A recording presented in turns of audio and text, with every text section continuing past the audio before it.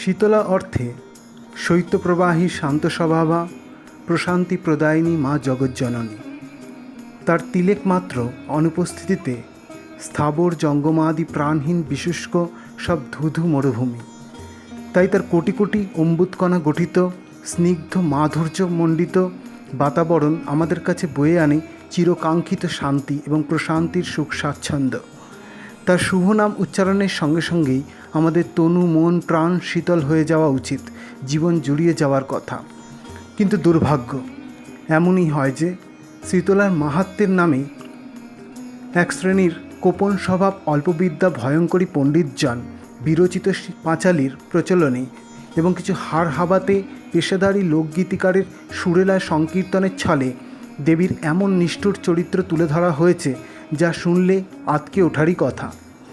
যেমন কলাই বন্টনের ছলে রোগ বিস্তার, মশুরি কাদি, মহামারী ছড়িয়ে দিয়ে আমাদিগকে দগ্ধে দগ্ধে বিনাশ করবেন। যখন এসব কাহিনী আমাদের সম্মুখে তুলে ধরে তখন দেবীকে ভীষণা এবং কোপনা না ভেবে পারা যায় না।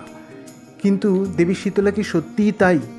পৌরাণিক যে দেবীর আমরা পরিচয় পাই, শীতলা দেবী, উনি কি সত্যিই এইরকম স্বভাবা? এই সমস্ত পুঙ্খানুপুঙ্খ আজকে আলোচনা করব শুধুমাত্র সনাতনী ভাবনায়।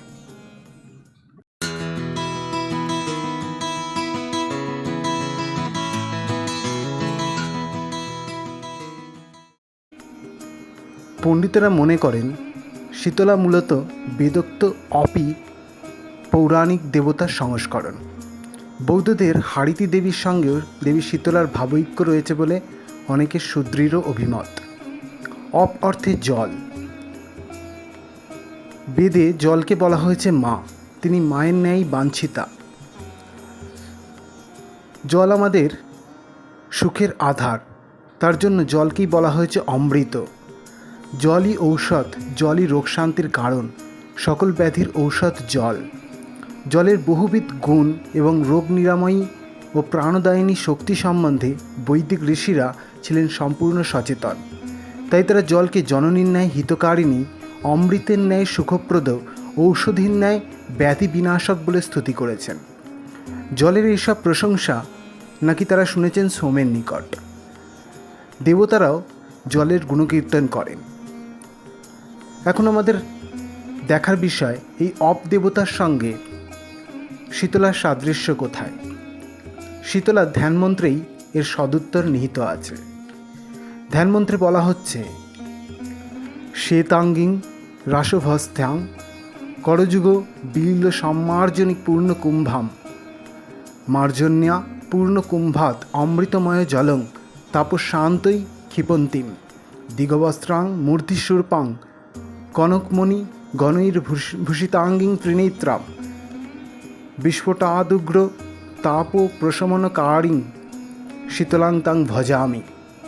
অর্থাৎ যিনি শ্বেতাঙ্গী ও গর্ধবোপরি সমাসীনা, যার করযুগলে সম্মার্জনী ও পূর্ণকুম্ভ শোভিত, তাপশান্তির জন্য যিনি পূর্ণকুম্ভ হতে অমৃতময় জল মার্জনী দ্বারা সেচন করেন, যিনি দিগবস্ত্রা, যার মস্তকে শূর্প বা কুলো, স্বর্ণ এবং মণিগণের দ্বারা ভূষিত অঙ্গজার, যিনি ত্রিনেত্রা, যিনি বিস্ফোটকাদির উগ্র তাপ প্রশমিত করেন, সেই শীতলার ভজনা করি।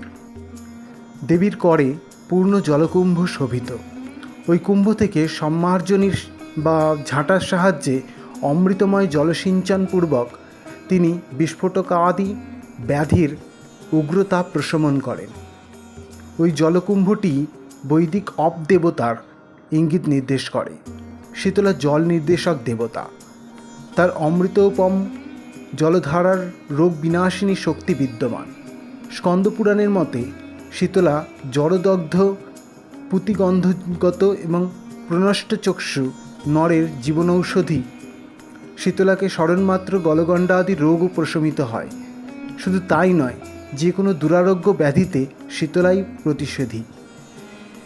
শীতলাকে ধ্যান করতে হয় নাভিপদ্মে ও হৃৎপদ্মে, আবার উদক বা জলমধ্যেও বটে। উদক অর্থে জল, আর জলের মধ্যে ধ্যানের অর্থই হচ্ছে জলের সঙ্গে শীতলার একাত্মতার নির্দেশন। জলের স্বভাব শৈত্য এই জন্যই বেদের অপদেবতা পুরাণে এসে শীতলা নাম পরিগ্রহ করেছেন। অপ শব্দটি ব্যাকরণগতভাবে স্ত্রীলিঙ্গবাচক। বেদে তাকে বলা হয়েছে মা। শীতলাকেও আমরা পেয়েছি মাতৃ মূর্তিতেই। দেবী শীতলা অভয়া এবং আরোগ্যদায়িনী। বসন্ত রোগে রোগী কেবল শীতল ক্রিয়া ভালোবাসে। এই লক্ষণে বসন্ত রোগেরও এক নাম শীতলা।